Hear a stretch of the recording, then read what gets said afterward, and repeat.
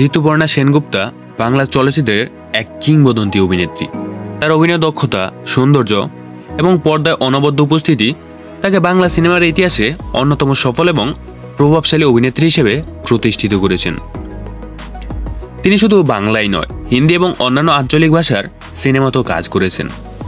1971 সালের 7 নভেম্বর কলকাতায় জন্মগ্রহণ করেন ঋতুপর্ণা সেনগুপ্ত। শৈশব থেকে তিনি নাচ এবং অভিনয়ের প্রতি আগ্রহী ছিলেন এবং এই আগ্রহই তাকে অভিনয় জগতে নিয়ে আসেন। তিনি 1992 সালে সর্বপ্রথম সিনেমা জগতে পা রাখেন। তার ফার্স্ট মুভি ছিল শ্বেতপাথরের থালা। এই সিনেমা তার অভিনয় দক্ষতা তাকে রাতারাতি খ্যাতি এনে দেয়। এরপর তিনি একের পর এক হিট সিনেমা অভিনয় করেন এবং শীঘ্রই বাংলা চলচ্চিত্রের প্রথম সারির অভিনেত্রী হয়ে ওঠেন। তাকে 90 দশকের কিংবদন্তি বলা হয়ে থাকে। তিনি বিভিন্ন ধরনের অভিনয়ে কাজ করেছেন, যেমন কমেডি, রোমান্টিক এবং সিরিয়াস চরিত্রে অভিনয় করেছেন।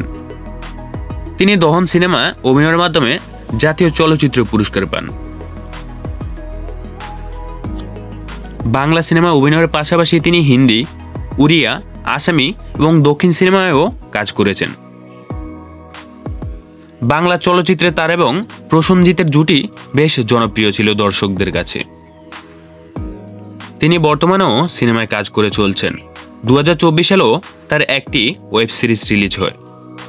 ঋতুপর্ণা 1999 সালের সঞ্জয় চক্রবর্তীর সাথে বিবাহ বন্ধনে আবদ্ধ হন।